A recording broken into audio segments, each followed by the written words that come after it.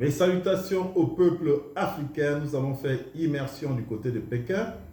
Pékin où le président Donald Trump a subi une humiliation qui n'avait jamais été faite à un président américain. Comme vous le savez, il y a eu une visite du président des États-Unis au niveau de Pékin. La première chose qu'on constate, c'est que le président américain n'a pas été accueilli par son homologue au niveau de la descente d'avion, mais plutôt par une jeune fille avec un bouquet de fleurs et quelques fonctionnaires ordinaires de la Chine. Ce qui est déjà, en termes diplomatiques, quelque chose de très grave. Parce que des gestes ont leur sens. Et vous vous souviendrez que le Premier ministre canadien était allé en Chine et avait été accueilli au bas de l'échelle par le président chinois, mais là, ce ne fut pas le cas. Il a été conduit directement dans une salle où il a dû attendre patiemment que le président Xi Jinping puisse le recevoir. Et pendant que Donald Trump était aux États-Unis, les BRICS étaient en réunion à New Delhi et les États-Unis n'ont pas été conviés, ni l'Union européenne. Il n'y a eu ni tambour ni trompette pour annoncer justement ce conclave qui s'est passé à New Delhi, les BRICS, qui étaient en train de prendre des décisions importantes pour le monde. Je tiens quand même à vous signifier que les BRICS, c'est 40% du PIB mondial, c'est plus la moitié de la population mondiale, c'est vous dire le poids que cette institution émergente a. Après avoir eu ces entretiens avec les BRICS, Xi Jinping a daigné recevoir Donald Trump et ce conclave, rien n'a fuité. Et pour se donner bonne victoire, les Américains ont parlé des contrats de commerce, etc. Pourquoi Xi Jinping n'a pas reçu Donald Trump à la passerelle de l'avion?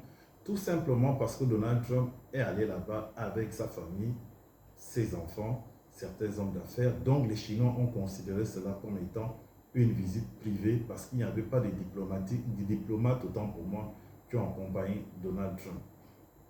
Donc c'est vous dire que cet échec nous présente un nouvel ordre mondial qui est en train de se jouer parce que les transactions et les BRICS se passent maintenant en yuan, pas en dollars. Ce qui veut dire que le déclin de l'Amérique est en train de se jouer en ce moment. Et la France assiste comme spectateur, même si elle se donne bonne conscience en se disant qu'elle a de bonnes relations avec l'Iran et qu'elle peut jouer un rôle d'arbitre, qu'elle peut aller en Iran jouer sa partition parce que au niveau des Émirats arabes, au Qatar, ils ont 45 000 Français qui y vivent, 700 000 soldats à leur base qui est là-bas et ils ont sur le plan maritime quand même une forte mobilisation de leur flotte maritime qui est quand même impressionnante. Je voudrais avoir votre sentiment sur cette visite, si vous partagez mon avis, qui est que le déclin des États-Unis se fait ressentir. L'Europe ne peut plus jouer sa partition sur le plan international. Tout se joue entre les États-Unis et les BRICS. Je vous dis au revoir avec un petit support de cette vidéo et que Dieu vous bénisse depuis vos différentes positions. Je suis Eric. C'est l'heure du grand dossier. Je veux vous raconter quelque chose qui s'est passé dans les dernières 48 heures et qui, je crois, est peut-être le moment géopolitique le plus humiliant qu'un président américain ait vécu depuis la fin de la guerre froide. Pas une défaite militaire, pas une crise économique, une humiliation en 2 actes, simultanée, chorégraphiée et tellement précise dans son exécution que les grands médias français n'ont pas encore compris ce qu'ils regardaient. Voilà les faits. Donald Trump atterrit à Pékin. Il descend de l'Air Force One en se tenant au bastingage, pas à pas. Personne de premier rang ne l'attend. Xi Jinping n'est pas là. Une enfant lui tend un bouquet de fleurs. Des fonctionnaires de second niveau se prennent en photo avec lui et Trump attend, debout dans une salle face caméra, que Xi daigne le recevoir. Pendant ce temps, à New Delhi, à quelques heures de vol de là, les BRICS se réunissent à huis clos. Russie, Chine, Iran et une douzaine d'autres, sans Trump, sans Washington, sans que personne n'ait jugé utile de l'inviter. Et le ministre iranien des Affaires étrangères prend la parole devant ce bloc et dit « Depuis l'Inde, pas depuis un bunker, l'Iran est indestructible. Il n'existe aucune solution militaire à ce qui concerne l'Iran. Deux scènes, deux continents, un seul message. » Et ce message, personne dans les médias grand public français ne l'a encore assemblé clairement. Pour tout comprendre, pour tout décrypter, on va aborder 3 points. D'abord, ce qui s'est réellement passé à Pékin, ni qui n'est pas la visite diplomatique que Trump voulait vendre, mais l'opération de communication que Xi Jinping a menée contre lui en temps réel. Ensuite, ce qui se passait simultanément à New Delhi, pourquoi la réunion des BRICS pendant la visite de Trump n'est pas une coïncidence, c'est une stratégie. Enfin, ce que tout cela signifie concrètement pour la France, notre place dans ce nouveau monde qui se dessine et la question que personne à Paris n'ose encore poser à voix haute. C'est parti. Reprenons depuis le début. Pour comprendre ce qui s'est passé à Pékin, il faut d'abord comprendre une chose fondamentale sur la Chine.